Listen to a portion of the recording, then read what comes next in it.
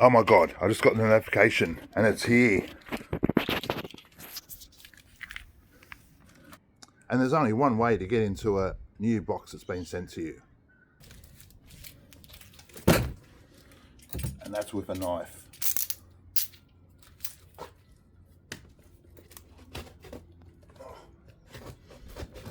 Oh, damn. That's really good cardboard. Oh. No, this one's not doing it. Time for the good old kitchen knife. Oh, jeez. Come on. Oh. No, not even this is good enough. Alright, this should do the job.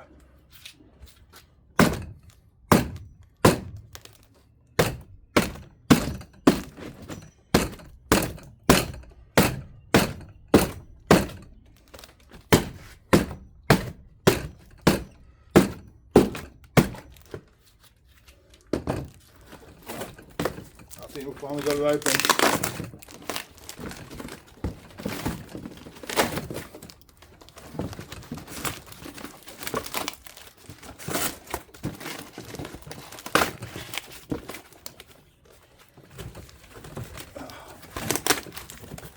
Hard to get these things open.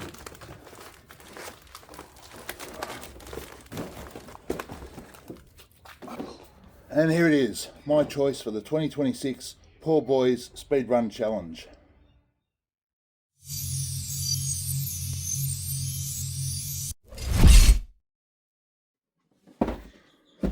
Okay, now all that silliness is out of the way, and I did that silly intro because when the box arrived, I don't know if it'll show up here, there was a couple of scratches in the box that just were from packaging or whatever, so I thought it'd be funny to make that intro. But getting into the box, if it'll let me. As I said, this is going to be my 2026 Poor Boys Speedrun Challenge car. I haven't had a Frog since the late 80s, and I know it was around then. I know the Monster Beetle come out because it had a red chassis, and I built it out of two cars that I got.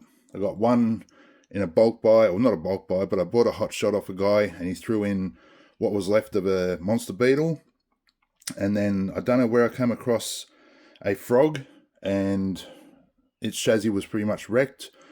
So between the two, I made a car, and I was blown away by how quick it was. But since then, never owned a Frog, never had an ORV chassis. So first bag out, got the gearbox and the arms. And I mean, I only ran the 540 motor back then, but I didn't have a problem with the gearbox at all. So it'll be interesting to see how it goes. An all-important driver figure, which I'm pretty sure Phil said there's something about that this year. Tamiya speed controller. I was hoping to be the hobby wing, but hey, the wheels. Okay, servo savers and the parts for the bearing mounts on the gearbox. The tyres. Yeah, not as pungent, these newer ones, as what the old ones used to be. Other side, we have the Frog body, as well as the wing hiding under there.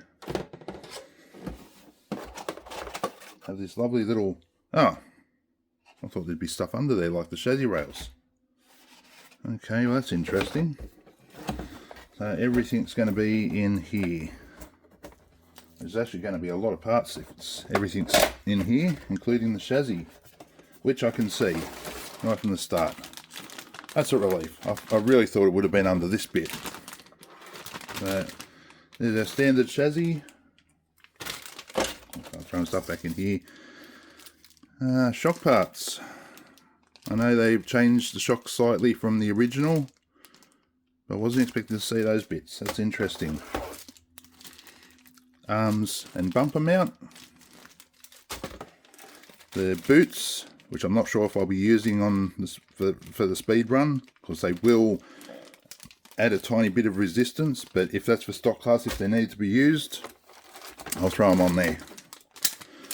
Metal parts, including those chassis plates and the uprights. I'll be taking a lot of care putting them on. That lovely original bumper, always did like the look of them.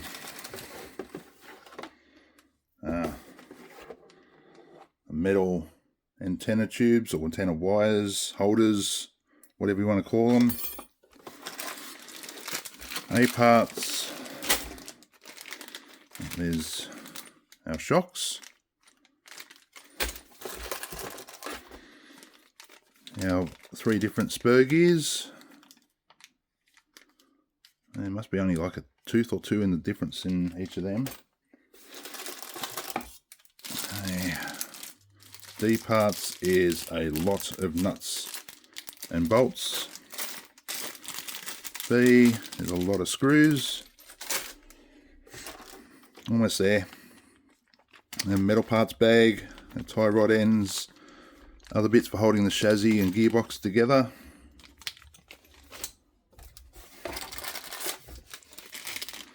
There's these C parts, a lot of very small screws, that'll be the wheels. There we go. And our other metal gear bag with the pinion gears, drive shafts, and bushings. So guess what's going? And here we go as a standard, just a standard silver can motor. Comes out of the box.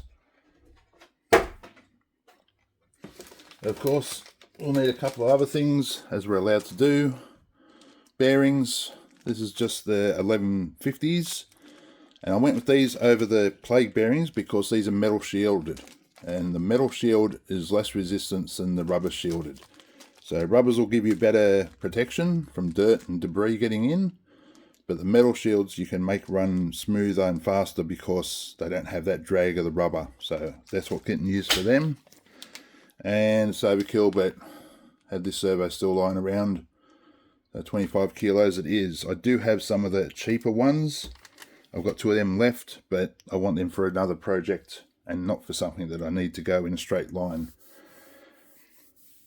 And that's it for the opening. So as I said, I intend to do the stock class this year.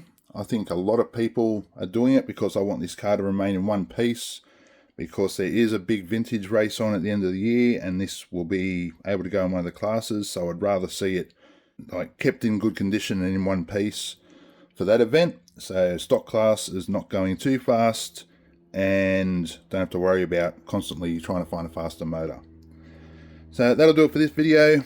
Thanks Poor Boys RC for hosting the Speed Run Challenge again this year, and I'm really looking forward to getting out there competing with everyone else in stock class in this year's challenge. So happy racing everyone.